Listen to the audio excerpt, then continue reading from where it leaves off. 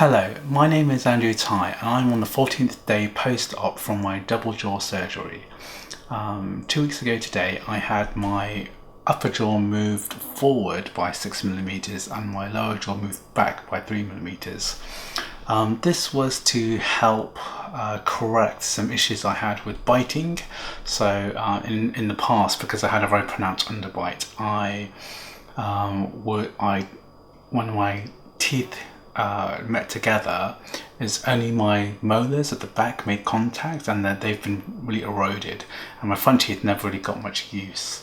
And the second main reason I've done the jaw surgery as well is to improve the way that my face looks, so that because in the past my chin was very pronounced, and I wanted to see if there was something I could do to change the way that my profile looked, and to de-emphasize the chin on my face.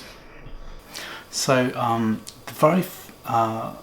when I went to hospital 2 weeks ago, I came into University College Hospital and saw a surgeon, Dr. Lloyd. And I was the very first one to go in. So I arrived at 7:30 in the morning, got changed, went to reception, put all my belongings in the bag, etc. Met with the orthodontist, the surgeon, the nurses, and I was pretty much the first one in. So I was quite lucky to be the first slot of the day.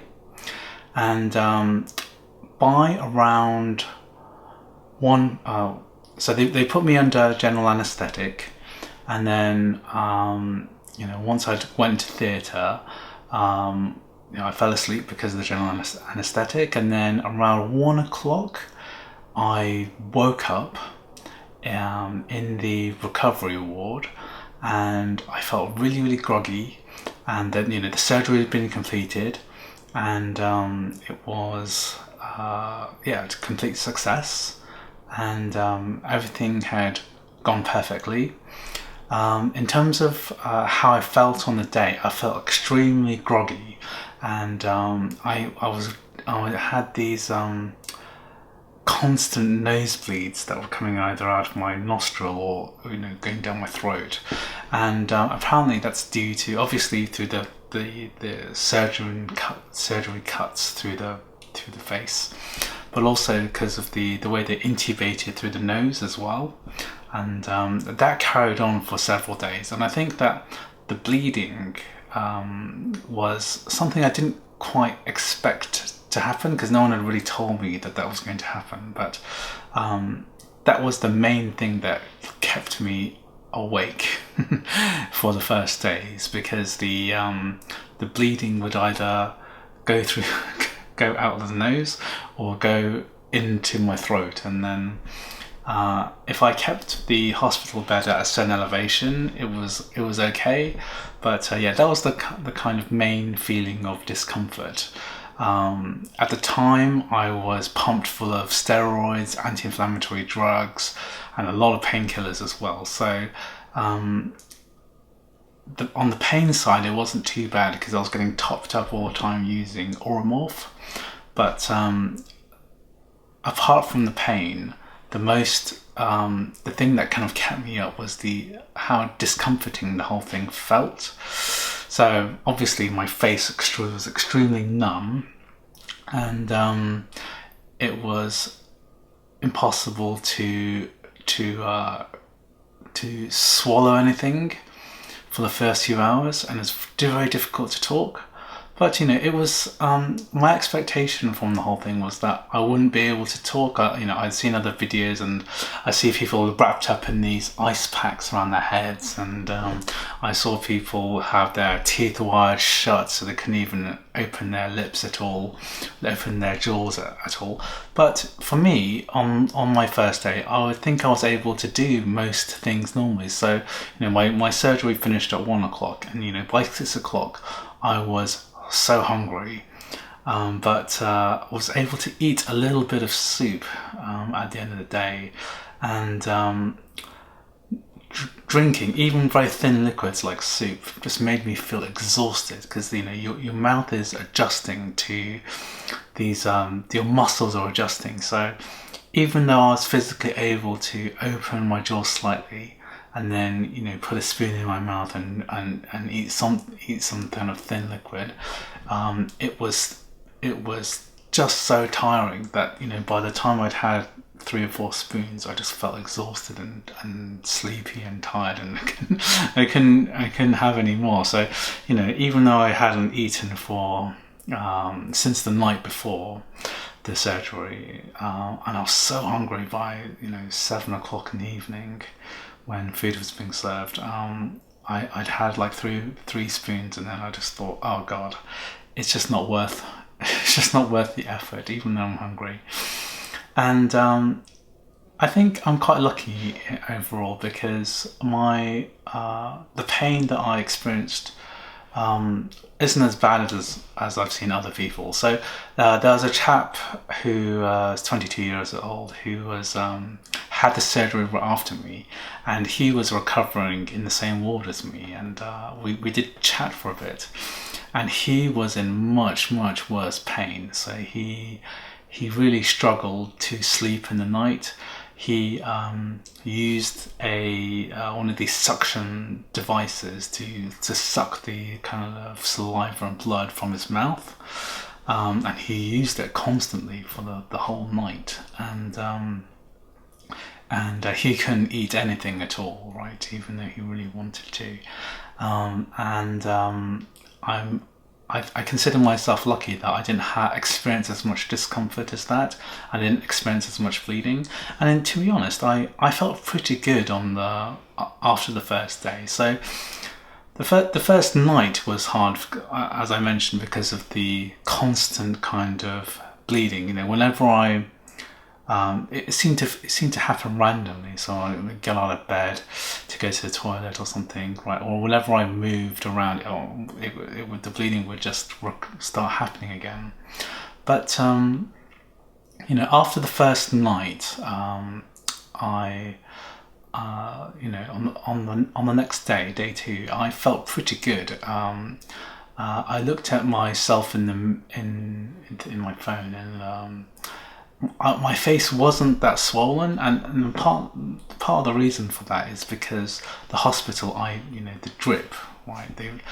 They constantly fed me with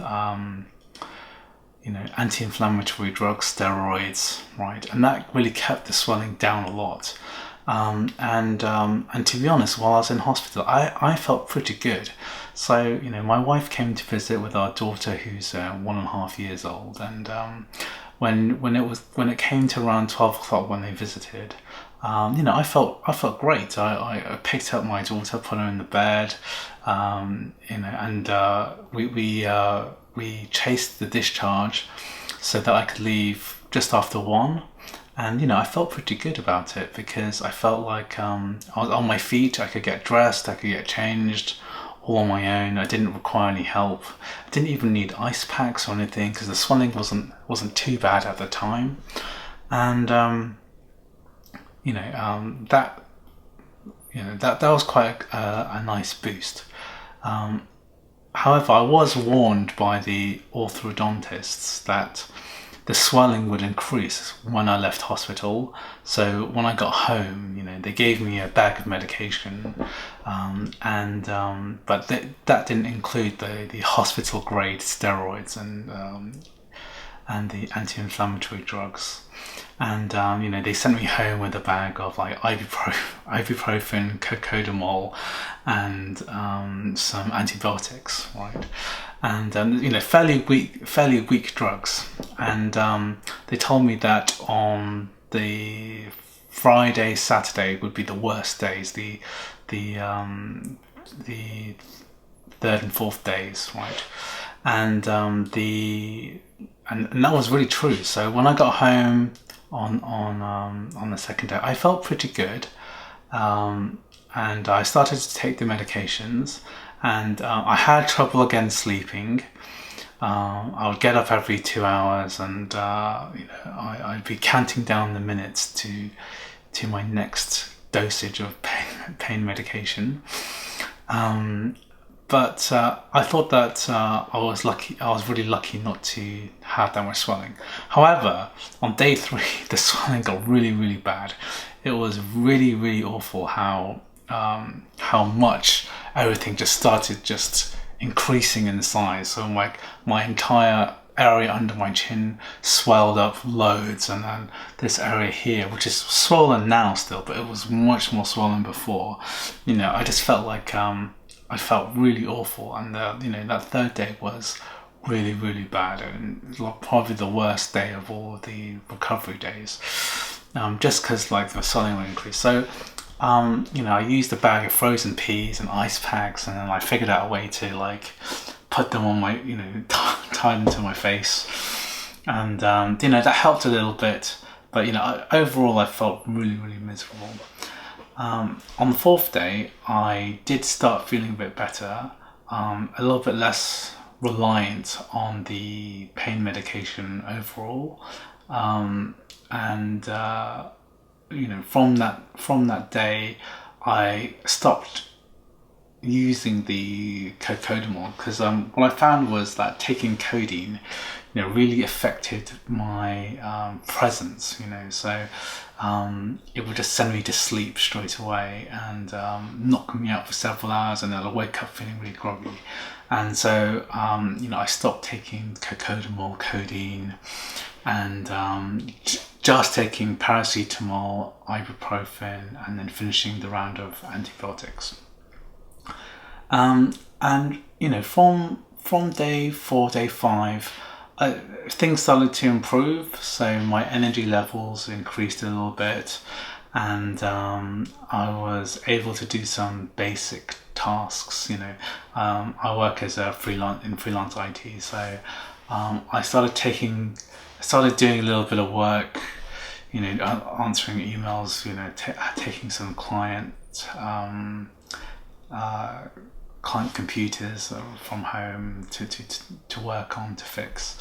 And on day 6, that's when my energy level really increased quite a lot. On day 6, I actually felt so good that I suggested, because it was my wife's sister's birthday, so I said to her, I feel good, let's go and visit her and go and have lunch with her. And so I packed her, my daughter, into the car, and I drove all the way there. So I drove to this restaurant to pick up some food. It's a half-an-hour drive, and then I drove another half an hour to my sister-in-law's house, and then we had lunch there. So throughout all this time, I'd been eating liquid foods. So my wife's very kindly blitzed a whole load of soups and smoothies for me to have for from day 1 to day 6, right? And then on the 6th day, we picked up some food from a Chinese restaurant, some dim sum. And dim sum is like a steamed Chinese food, so all the food is very, very soft, and consisting of things like buns and dumplings. And when I got there to my sister-in-law's house, we heated up this food, and I was so happy because I for the first time I was able to eat this mushed up dim sum dumpling, made of a bit of prawn and pork, and it just tasted so good because I used a fork to mash it, and then cut it up into tiny pieces and kind of place it onto my tongue, and then I kind of eat it. And my jaws felt so tired, right? But I was so determined to have something solid to eat. It just made me feel really happy to have something normal. So I had xiajiao and changfen, and these dishes are really, really soft, like noodle type or dumpling, like steamed dumplings, are very, very soft. And it made me feel really happy to have some real food for once. So from day 6, it was real energy improvement. So instead of sleeping all day and feeling really miserable, I started feeling kind of a bit more normal, right?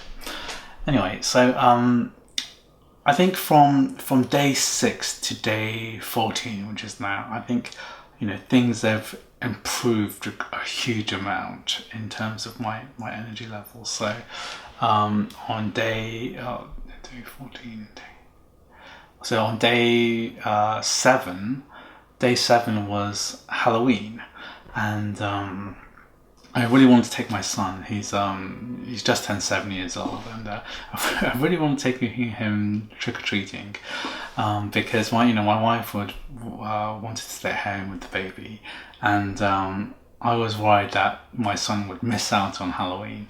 But on day 7 in the evening, I took my son, and in the end we all decided to go out, right? And we just walked down a couple of streets, and to see some of some of Benjamin's school friends trick or treating, and I think it was the first time that I'd really gone out in public, in the sense that to walk past neighbours, and there's quite a tight knit community in this part of London, and everyone knows each other, and I was really worried to show my face, because my face is still so puffy and swollen at that time. I saw my neighbours, I saw some parents from school, and one of the parents said to me, "Oh yeah, I didn't recognize you," and it's just because my face was so swollen. Through some of the trick or treating, I wore a mask, and that made me feel a bit better. But it was a bit scary to go out for that first time, because I was a bit nervous about people seeing me. But most people didn't really care, and it was really dark anyway. So I don't think that many people actually recognised me, because a lot of people didn't say hi that they normally do. I don't think they actually knew it was me. So when I had the mask off, right, and I was walking around, and I don't think people actually knew it was me. Well, anyway, between on day 7, I went back to the hospital to see the orthodontist and the surgeon. So I had a 1-week post-op review, and I met the guy called Eddie, who had the surgery at the same time as me, and he seemed to be recovering better than he did at the hospital, which I was quite glad about. And we kind of caught up about foods we missed and things like that, and had x-rays done. I talked to the orthodontist, talked to the surgeon, and everything seems to be going very, very well, to be honest, and very very normal. And I don't have another appointment for another week from now, so 2 weeks from the initial review appointment.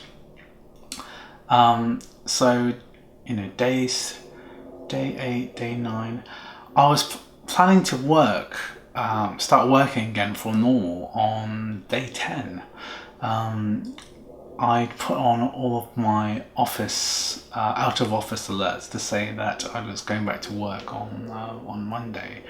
But when it really rolled down to Monday, I really didn't really want to work. And this is the nice thing about being freelance, is that I can turn work away if I really feel like it. And what I decided to do was, even though I felt my energy levels really increased, I didn't really feel up to doing much more work.